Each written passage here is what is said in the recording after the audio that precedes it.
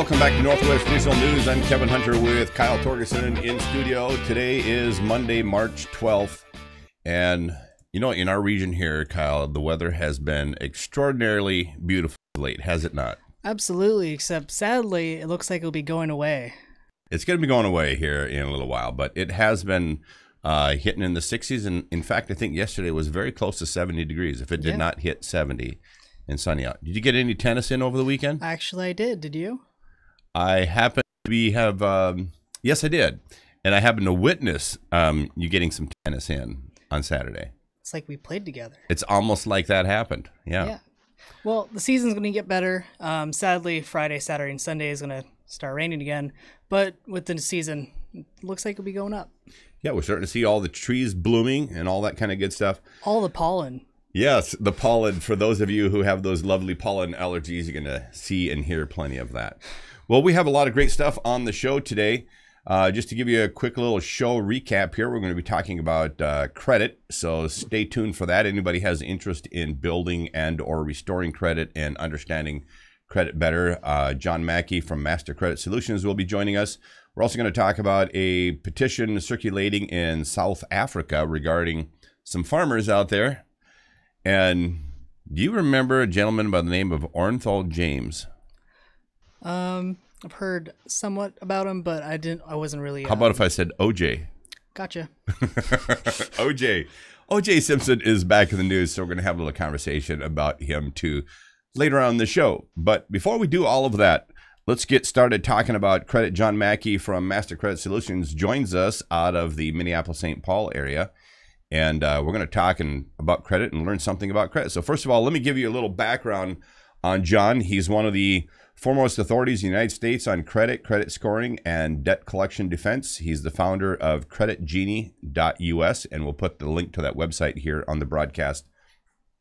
His company, Master Credit Solutions, U.S. Credit Project, and Give Me Credit Media. John is also a keynote speaker and a former show host of Give Me Credit, heard both locally and nationally. He's the author of the current book. And John, I got to tell you, I love the title of this book, Debt Collectors, Lies, Damn Lies, and Deceit. You can get that on Amazon and Barnes & Noble online. Well, first of all, welcome, John. Thanks for joining us here on Northwest Digital News. Thanks, guys. I appreciate it. Yeah, that was a fun book to title. It raises the ire of a lot of people, including me, not the name, but what they do. So that's why I named it that. Gotcha. So why don't you give people some background on your involvement in the credit arena? How long have you been doing this, and what made you decide to get involved in helping people better understand credit?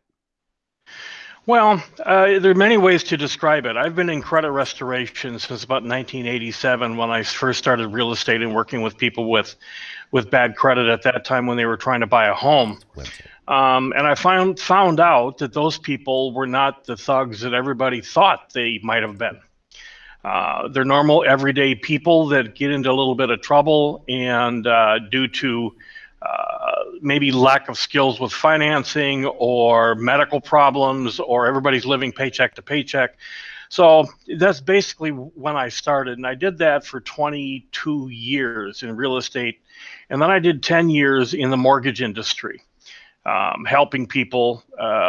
Basically, my function in life is to help people. And the way that I discovered this is that, especially with debt collection and credit scoring for that matter, is that people do not know what the rules of the game are. Mm-hmm. And I call it a game because technically, I mean, it's not really a game, but if you were to go out and play baseball or chess, it's like, what are the rules to this game? And if you don't know, it makes it extremely difficult to play. Well, that's the game that they play with us. And so my purpose is to educate the consumer through webinars, seminars, talking one-on-one in credit repair about the way this game is played and how to defend yourself, how to stand tall. Let's talk about dealing with debt collectors for a moment before we get into some of the other nuts and bolts, because this is one of the key mistakes. You and I have had a lot of conversation over the last several years, and this is one of the key mistakes that you have alluded to a lot big mistakes that people make in dealing with debt collectors. What are some of the 101 rules, so to speak, in dealing with a debt collector, and what are some of the key mistakes that people are making? Well, one mistake that they make is they assume that when a debt collector calls, that they're legitimate. That's the first mistake. A lot of times they're not legitimate. They don't have the right to collect on that debt. But people roll over and they continue, or they might pay the debt right there on the telephone. And then you're giving your credit card information to people that shouldn't have that particular information. Mm-hmm. The other thing is that we can just shut up. Excuse me for being frank. You don't have to say anything to anybody. You've got the right to remain silent. And there's no purpose in speaking with the debt collector because it's their agenda. They're going to keep it on their agenda. And when I talk to debt collectors on behalf of clients, that's one of my main focuses, is to remove them from their dialogue, from their pre-printed dialogue. And once you get them beyond that, it becomes relatively easy to frustrate the heck out of them. So those are a couple things. The other thing, I guess, is that a lot of people think that if you pay off that bad debt, your credit score is going up. No, it's not. It's going down. And that if you pay it off, it's coming off the credit report. No, it's not. It's staying on there, re-aging it, so it's going to be on there for another 7 years. Yeah, there's a slew of other things. Yeah, there's an important distinction too when you talk about somebody paying off debt and they're paying it to a debt collector. That actually sends notification to other debt collectors as well because they see it on the credit report. Doesn't that, in fact, make the person low-hanging fruit to other debt creditors just like this person was? That's precisely right. Sometimes I tell people, if they've got a judgment out there or going to be a judgment, they're going to court, number one, to go to court. Number two, if they can, to try to make payment arrangements on it prior to going to court. You never want to have it get to a judgment, because once it gets to a judgment, then the item it's showing everybody, the world, that you're going to settle or that you're going to roll over. You're not, where it's showing the creditors that you're easy pickings, and that's not what you want. Mm-hmm. You mentioned about that some of these debt collectors, and actually it's probably more than just some, it's probably many of them, don't actually have a legitimate right to the debt that they're attempting to collect. Visit about that a little more. It gets into be a complex and misunderstood item as to how debt is bought and sold. For example, let's just use hypothetically Capital One. Capital One has a debt that they cannot collect on. By banking laws, they have to put it into a status after 6 months, and they can sell it at any time, but they've got to write it off their books at the end of 6 months. So let's assume that they sell it. Most of the time, these items are sold off of a debt spreadsheet. So when a debt collector buys the debt, they buy a book of debt. They buy sheets or reams or millions of dollars worth of debts that are sold. The other way is to collect on a debt by way of assignment. But most debts are collected when they are purchased by the debt collector. But the information as required by law for items to go onto a credit report, a lot of times that information is not transferred with that Excel spreadsheet. So, the law states that X, Y, and Z has to, in order for the item to be on a credit report, has to be provable.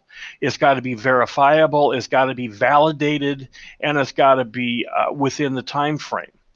A lot of those things aren't even on the spreadsheet, and they don't get the supporting documentation. Now, that doesn't mean you don't owe the debt, but it does mean that they cannot keep it on a credit report. So that's just one small facet. The other is when it gets into maybe 2 or 3, 4 years down the road where the debt hasn't been collected, and they go to these nefarious other types of debt collectors. they may be it may be sold to one debt collector who then sells it to another debt collector. So you may have 3 people calling you on one debt. That's illegal because only one can own a debt. Mm-hmm. So it gets very, very confusing. And this is where people simply try to hide and bury their head in the sand. And that's where I say, no, let's not bury our head in the sand. Let's stand tall. Let's keep on pushing these people, because if we can get your debt up higher in that tree so that you're not low-hanging fruit, it becomes more costly for them to collect on that debt. And if that's the case, and it's a cost of doing business, they'd rather go after somebody that was willing to roll over. And so by challenging it and fighting it, you're taking yourself off the low-hanging fruit list, so to speak. And, correct. And very likely then, and then also in the challenge process, I want to go back and recapture something then that you already explained here, but just to make sure our viewers don't miss this. So if you start the process of challenging and fighting the debt, the likelihood is that they don't have all the legal proof required in order to even show that they have that they legally own the debt to begin with. So if you go through the challenge process, the odds of getting this removed from your credit report and getting them off your backs is actually very good. It is, depending upon who's doing the challenging. Now, it's, is it self-serving by saying it that way? Yes. But the fact is that most people don't know how to word the challenges going to the credit bureaus. Mm-hmm. And the credit bureaus will know this. And, when the challenges go out, for example, we have attorneys that write the letters for us here. And it goes out on an attorney letterhead with attorney letters, signatures and so forth. They will stay in country to be examined, to be evaluated. All the others go overseas into third world markets. For example, Experian goes to the Philippines. To be quite honest, and in this day and age, I don't want my information being shared with overseas countries. How do we know what they're doing with it? I'm not saying they are doing anything illegal with it. But for me, the trust factor goes down when being shipped overseas. And by law, then they have 6 minutes to investigate. Mm-hmm. Well, how do you take something and investigate it in 6 minutes? To me, it can't be done. So that's why we've got the results that we do at Credit Genius and Master Credit Solutions. Our success rate is at about 82%. So anything we challenge has come off with 82% of the items we challenge comes off. Excellent. Excellent. So just a short little recap for people watching our live stream today. You can reach out to John Mackey at creditgenie.us, and that's creditgeni.us, and also the contact number. You can see that on the website here on our stream, 888, which is a toll-free number, 417-3400. Again, 417-3400. Well, John, let's talk about the tips that you have for people for reclaiming their credit. So assume they've gone through some of this stuff that you're talking about. They've had either challenged or damaged credit in the past. What are the steps that you advise somebody to go through in reclaiming and reestablishing their credit? Well, the first thing that I would do if I were your audience is I would give me a call. I'm not going to charge you, initially for the phone call, just to talk and see where things are. We've got a lot of information on this new website that we have, and there's a lot of great information. In other words, if you're an entrepreneur, I'm just going to hover over this. We've got information on business credit. We've got information on personal credit. We've got, for example, our blog over here. I don't know if you can see me move my mouse cursor. I'm going to try to pull this up. And for example, today, I just, here we go. It's taking time. But I just put one on there about your children. How do we know that your child hasn't been breached? Mm-hmm. And that's a horrible thing to think about, especially in this day and age. But there are a lot of people that go out there and steal credit, and they steal Social Security numbers. When I was born, you didn't have to have a Social Security number to walk out of the hospital. Now you do. Whether it's mandatory or not, I don't know, but I do know that most people do. Well, now you can create a fake profile under that person's name and Social Security number. So a lot of times this information is stolen, and you're not going to know about it until 18 years later, and then you have to deal with it. So we wrote an article and a blog or video blog post.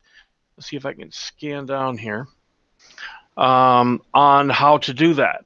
You know, okay, has your child been breached? Now, if you were to click on that, it's going to take you to a video that will describe the process to determine whether or not you have, because it's not the same process as an adult. Sure. It's a different process. Beyond the statute of limitations, I did last week. And it's about, you know, the question, if the statute of limitations has run out on a debt, and that's typically, well, I shouldn't say typically, it's individual by state. So if Minnesota, where I'm from, is six years, some states are 15, some are 3. But assuming it goes beyond the statute of limitations, do you still owe the money? What's the answer to that question? That's what this goes over here. The other one here that I just got through writing is, how often does a creditor have to report to the credit bureaus? Interesting question. You know, your FICO score, everybody's FICO score determines a lot. It determines where you live. And then I have the people that say, well, I don't have a credit score, so na boo boo. Well, joke's on you, friends, because it does. Having a lack of a credit score, the insurance industry treats it as if it were a negative score. And you're going to have insurance rates that can be up to 5 times higher, depending upon the state and the insurance company, 5 times higher than if you had good credit. So all of these things are factoring in: where you live, how you live, how much money you spend, where you spend it, and the amount of money. I did an analysis back a few years ago on somebody with the 620 score and somebody with the 720 score, going from 18 to the retirement, and how much money is actually spent with the person with the 720 score over the person with the 720 versus 620. And when we did that, we found out, and I took this to a CFP, a certified financial planner, and they tell me that it's anywhere between $1.5 million to $2.1 million that you have lost had you taken that money and invested it. So there are significant issues here. So people can bury their head in the sand, but you're not living the way you should be. And that's what we're trying to do, is get this education out there.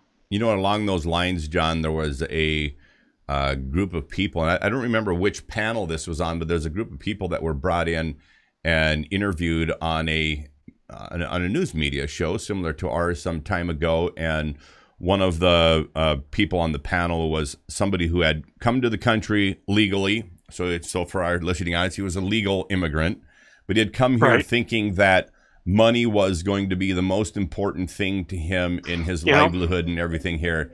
And he said after a short time, he realized that, in fact, it was credit, that he couldn't get an apartment. He couldn't, you know, when you're mentioning about even insurance, like everything is credit connected, credit related. And he realized what a huge handicap it was not having credit and trying to survive here in the U.S. without any credit. That was a client of mine. He was from Liberia, and his whole family was from Liberia, and he came over, and that's what he thought too. He was a well-established young man in Liberia, but the misnomer out there that money is everything, not in the United States economy anymore. Depending upon what kind of score you have, it will determine a lot about your life. Very interesting. Well, you know what, John, we're going to have you back on shows down the road to deal with some of the specifics within credit, because there's so much here for people to understand. But I want to go out on this. There's one of the things that people really mismanage because they misunderstand are things like credit cards. Give people a couple of tips on how they can use their credit cards to build their credit scores, because most people, how they're using their credit scores, or their credit cards rather, are bringing their scores down. What's the proper way to use the card so it actually helps you? There are two ways to build credit. And if you do them simultaneously, it affects your score greater than if you were to do just one. Mm-hmm. And in fact, you can get that.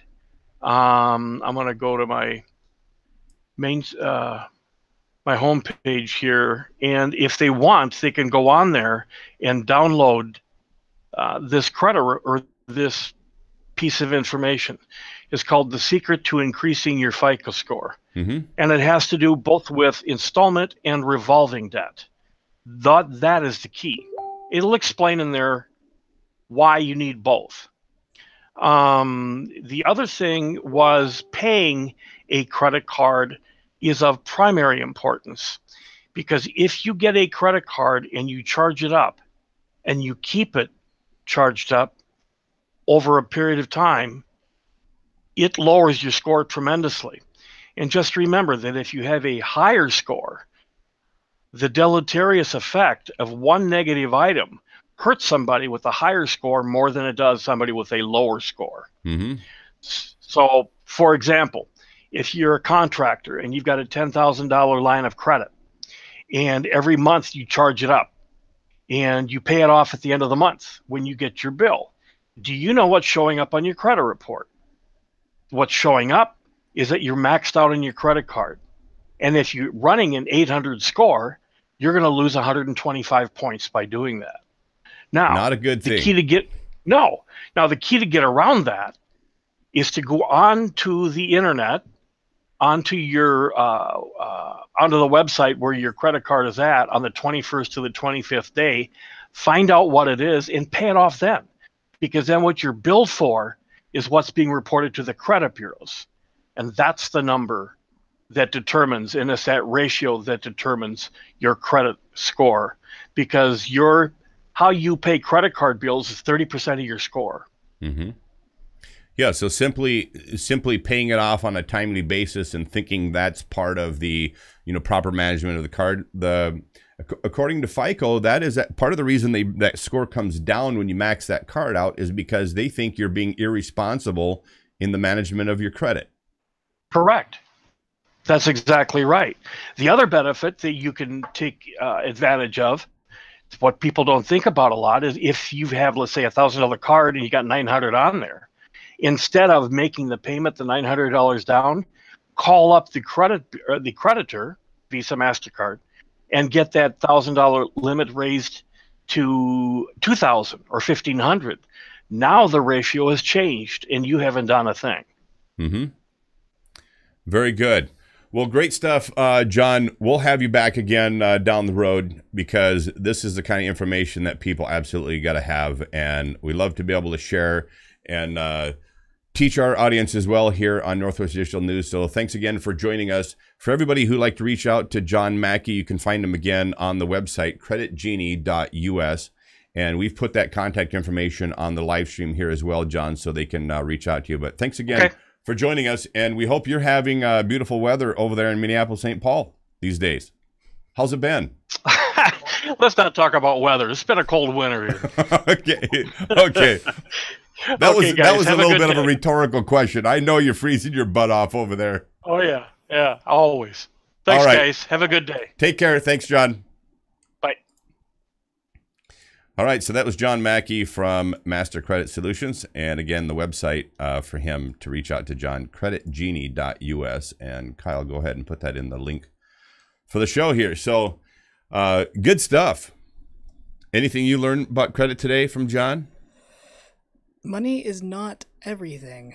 That is correct. Money is not everything, and getting established credit-wise as soon as possible is important early on in life. And if things happen, because things do happen, life happens, and negative things can happen, we'll get cracking on it to fixing it as soon as possible is a really important thing. So let's talk about some of our other stories we have here in the news today. There is a petition circulating in South Africa regarding some farmers. So if you would bring that link up here and put it on screen for everybody to see. Thousands signed a petition asking Trump to let white farmers in South Africa migrate to the U.S. after the country votes to force them off their land. Kind of crazy. Yeah. Yeah. A lot of news sites aren't really covering this, like, you know, CNN and Fox and all that. I haven't heard about it. The funny thing, it's not really funny at all, but the way I found out is... The interesting thing. The way I found out about this is one of my favorite meme pages, which is kind of shocking. You know, I think about, oh, you know, obviously, you know, it'd probably be a news site. No, it's probably like one of the most satire and, I don't know, obscure pages, and they just completely 100% like honest for this issue, because they're taking this to heart, and they're like, why is no one reporting this? So it's like hard to believe. Obviously you're joking, right? Please be joking. They're not joking. That's the way I found out. I'm kind of wondering why the mainstream media is not covering this. There could be a number of reasons, but if you look in the title, there's a few clues. This doesn't impact in South Africa, this could well be a minority, but it's a deal concerning white farmers in South Africa and being pushed off of their land. So anyhow, the link is here on the screen. Feel free, if you'd like to know more about the story, to go find it on Newsweek. There's a really funny interesting thing about Newsweek. Do you know some of the history of this magazine? I do not. You know that it wasn't that long ago that it sold for $1.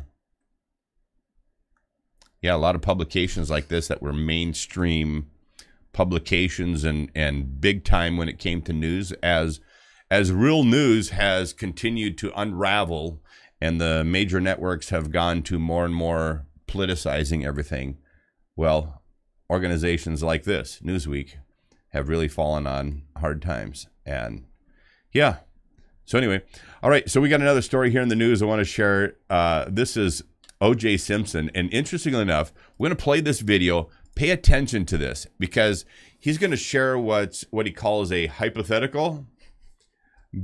But listen to it. And this person he refers to as Charlie in this just replaced Charlie as O.J. Simpson himself.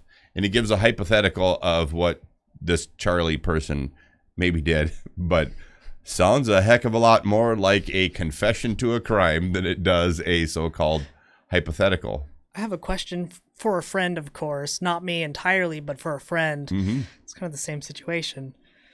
Yeah, exactly. Not me, but, you know, somebody else. And someone else. So this is O.J. Simpson sharing a hypothetical. By the way, before you play this, Kyle, I got to say something.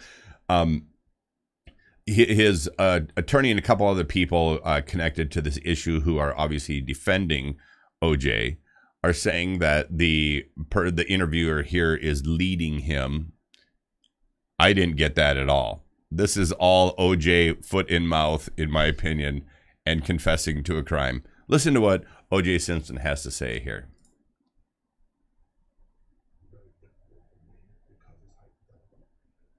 And I accept the fact that people are going to feel whatever way they're going to feel. In his hypothetical play-by-play, O.J. Simpson tells Judith Regan he and a friend named Charlie went to Nicole Brown Simpson's house on June 12, 1994, the night she was brutally murdered along with her friend Ron Goldman. As things got heated, I just remember Nicole fell and hurt herself. And this guy kind of got into a karate thing. And I remember I grabbed a knife. I do remember that portion, taking a knife from Charlie. And to be honest, after that, I don't remember. I think everything was covered, would have been covered in blood. Simpson alternates between talking about Charlie and speaking in first person. You write about removing a glove before taking the knife from Charlie. You know, I had no conscious memory of doing that, but obviously I must have, because they found the glove there. The former football star then says he and Charlie fled and tossed the bloody clothes. I think Charlie is O.J. This is no hypothetical. Christopher Darden was also part of the special and one of the prosecutors in the criminal trial where Simpson was found not guilty. I think he's confessed to murder. This idea that it was a confession interview is a joke. Sunday, Simpson's attorney Malcolm Laverne claimed Regan was leading Simpson through the interview to push book sales. This was scripted by Judith Regan, the publisher of the book, and Mr. Simpson went along because, quite frankly, he got a lot of money up front to go along with this. More than a decade later, Laverne says his client is moving on. Still, the public may not be ready to do so. Everybody is going to give their opinion. He was guilty or he was purging his guilt. Whatever you want to take from it, I cannot control it. In a statement, Judith Regan tells CBS News, as anyone can see from his responses on the special, I did not feed him lines. An attorney for Ron Goldman's father said, while justice has eluded our family, Fox Entertainment enables everyone to make their own judgment. In a 1997 civil trial, Simpson was found liable for the deaths of Nicole Brown Simpson and Ronald Goldman. Vladimir Duthier, CBS News, New York. All right, so there's some news there regarding O.J. Simpson. You know, it's kind of a funny thing. This story actually happened. It happened ahead of your time. What year were you born? 1999. 1999. Yes, this thing was in full swing long before the criminal trial was in 1995. But I was in business college then, but more specifically was going through law school, or there was a portion of my business degree that was focused on law. And I had a circuit court judge that was actually one of the instructors in the law class I had. And following this, once the jury went into deliberation, we had a lot of conversation about this trial in class. So something that I thought was really interesting is that when you look at legal protocol and how things happen, and then attorney-client privilege, when all of this first happened, O.J. Simpson goes to his own attorney. And you have to tell your attorney what exactly happened and be honest with them, because if you're not going to be honest with them, they can't give you good advice. So the first attorney after his own attorney that O.J. gets involved is a gentleman by the name of Robert Shapiro. Now, what our audience should know, and if you research Robert Shapiro, you find out he's a plea bargain attorney. The only reason you would hire a plea bargain attorney is you're guilty and you're wanting to plea bargain for a lesser penalty. That's why you get Robert Shapiro involved. Then with conversations with Robert Shapiro, everybody remembers that all of a sudden Johnny Cochran becomes the lead defense and Robert Shapiro basically takes this back seat. Johnny Cochran is a criminal defense attorney. Why is there a move from a plea bargain attorney to a criminal defense? Because in the state of California, there's no such thing as pleading down on a murder. It's the death penalty. If you're convicted, it's the death penalty. There's no change. I should say at this time. Now, I'm not saying that I'm familiar with what California law is now, but at the time this trial was done, there was no pleading for a lesser penalty if you're convicted of first-degree murder. So then he moves to a defense attorney. What's interesting is that the judge shared with me. So I'm going, wait a minute.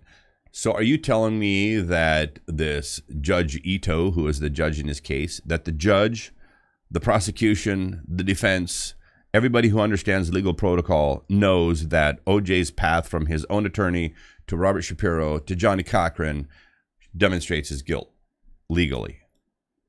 And they're like, oh yeah. I'm like, wow. And we still find a way to allow a murder go free. Well, you know what? Here's the interesting thing. Is in this O.J. trial, one of the things that O.J. himself had made the comment that he said he never owned any of these Bruno Magli shoes, which they determined that the killer was wearing. And the prosecution, Marcia Clark, and I forget who this other gentleman's name was, Christopher Darden. Marcia Clark and Christopher Darden were the prosecution attorneys, and probably did one of the worst jobs of prosecuting crime ever in the history of this country, because later when they had the civil trial for O.J. made the comment in the criminal trial that he didn't even own a pair of those shoes. And then in the civil trial that comes up later, the family and their attorney. I don't remember how many pictures they showed OJ in that civil trial of OJ wearing those exact shoes. And then they got receipts of him even buying these shoes from shoe stores and everything else. I was just like, really? You guys didn't have a freaking clue about this? There was just so many stupid mistakes they made. It was unreal. But I don't have any doubt whatsoever by everything that happened in the trial, his reaction to the crime that happened, and his legal protocol he took, his steps he took, all of which points to O.J. Simpson's guilt. There's no question in my mind that the guy committed the crime. I guess it was Charlie. Or it was Charlie. Charlie. I just see O.J. Simpson. I don't see a O.J.C. Simpson, or I don't see any Charlie anywhere in those initials. But apparently, there's a Charlie. All right. Well, that's enough of our hypothesis here on Northwest Digital News. Thanks for joining us. I hope you enjoyed the segment on credit from John Mackey with Master Credit Solutions. And John will be back to share as well with other things credit-wise, because there's some really important things that you need to know and common mistakes that people are making all the time as it pertains to their credit. And most people would have much better credit scores if they had any clue about the major mistakes that they're making.